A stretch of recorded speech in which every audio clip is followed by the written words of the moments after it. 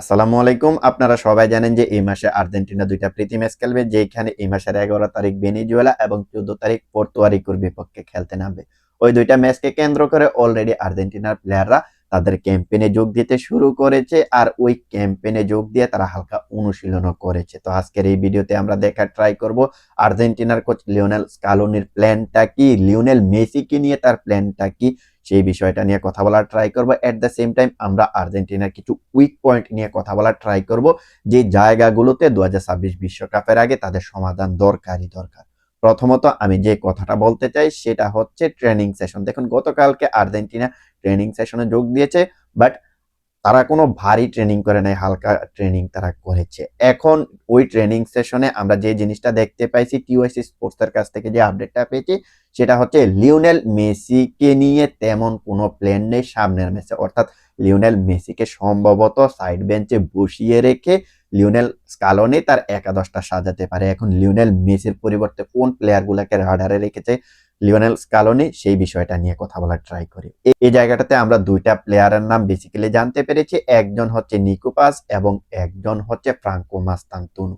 এই দুইটা প্লেয়ারকে নিয়ে লিওনেল স্কালোনির প্ল্যান রয়েছে লিওনেল মেসিকে সাইড বেঞ্চে বসিয়ে রেখে তিনি ভেনিজুয়েলার বিপক্ষে এই দুইটা প্লেয়ারকে স্টার্ট করাইতে পারে। এই জায়গাটাতে লিওনেল মেসি যখন খেলেন তখন তিনি প্রথমত রাইট উইঙ্গার হিসেবে শুরু করলো, তিনি হাফ স্পেস এবং সেন্ট্রাল যে জোনগুলা সেগুলা কিন্তু ইউজ করার ট্রাই করে। আপনার হাফ স্পেস এবং সেন্ট্রাল জোনটাই কিন্তু বেশি ইউজ করার ট্রাই করে, কারণ তিনি একজন পিওর প্লে মেকার, যার কারণে তিনি ওই জায়গাতে খেলতে বেশিরভাগ পছন্দ করেন।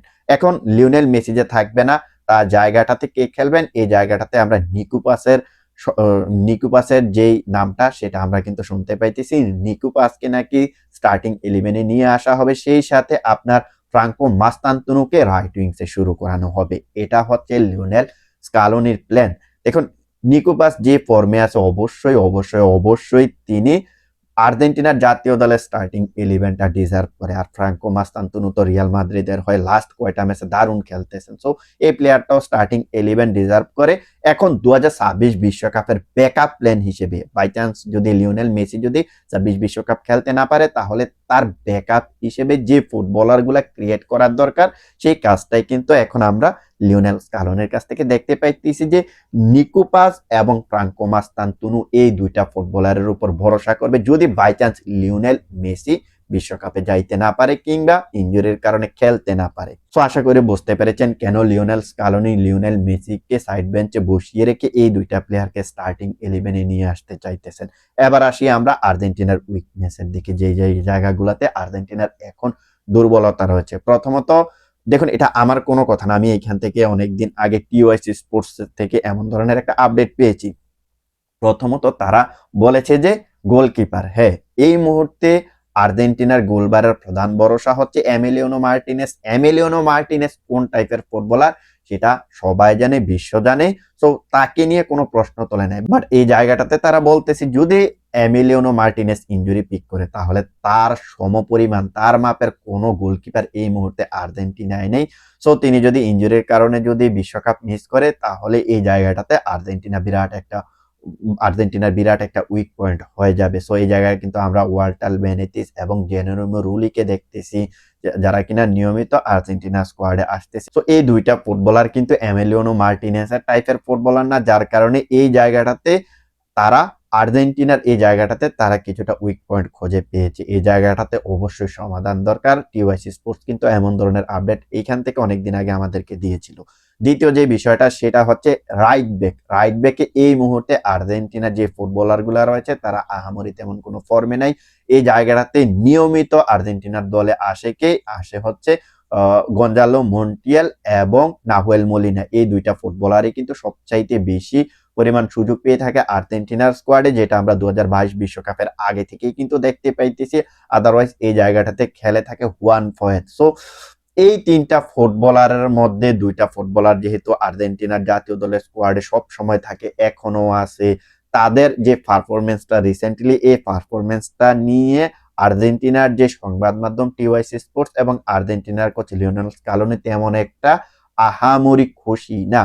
আমরা কিন্তু দেখছি যে 2022 বিশ্বকাপে নাহুয়েল মলিনা এই জায়গাটাতে আর্জেন্টিনাকে দারুণ সার্ভিস দিয়েছে, বাট পরবর্তীতে তার পারফরমেন্সটা ধীরে ধীরে ডাউন হয়ে গেছে। আর গঞ্জালো মন্টিয়েল এই জায়গাটা থেকে রিভার প্লেট থেকে একটা সময় দেখলাম যে আমরা তিনি সেভিয়াতে যোগ দিয়েছিলেন। ওইখানে তার অফ ফর্মের কারণে তিনি আবারও ইংলিশ প্রিমিয়ার লিগের ক্লাব নটিংহ্যাম ফরেস্টে ধারে গিয়েছিলেন, ওইখানেও খেলার সুযোগ পায় নাই। পরবর্তীতে তিনি আর্জেন্টিনার লিগে আবারও ফিরে এসেছেন, ওইখানে মোটামুটি ভালো করলেও তিনি আর্জেন্টিনার জাতীয় দলের হয়ে রিসেন্টলি তেমন একটা ভালো করতে পারতেছে না, যেটা আমরা গত ফিফা উইন্ডের লাস্ট কয়েকটা ম্যাচে কিন্তু দেখতে পাইছি। নাহুয়েল মলিনা এবং গঞ্জালো মন্টিয়াল দুইজনই কিন্তু এই জায়গাটাতে হরিফিক ম্যাচ কাটাইতেছে আর্জেন্টিনার হয়ে। সো এই জায়গাটাতে সমাধান কি 2026 বিশ্বকাপের আগে এই জায়গাটার সমাধান কি হবে সেটা কিন্তু এখন লিওনেল স্কালোনিকে অবশ্যই খুঁজে নিতে হবে। এবার আসি আমরা সেন্টার ব্যাকের দিকে।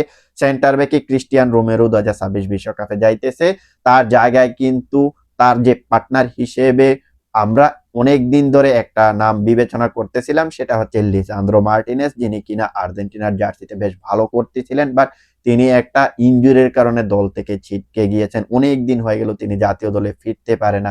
তো এই জায়গাটাতে আর্জেন্টিনা যেভাবে কুতি রোমেরোর পার্টনার হিসেবে লিসান্দ্রো মার্টিনেজকে দেখতেছিল, ইনজুরির কারণে কিন্তু এই পার্টনারশিপটা 2026 বিশ্বকাপে হয়তো বা নাও দেখা যাইতে পারে। সো এই জায়গাটাতেও কিন্তু আর্জেন্টিনা কিছুটা উইক।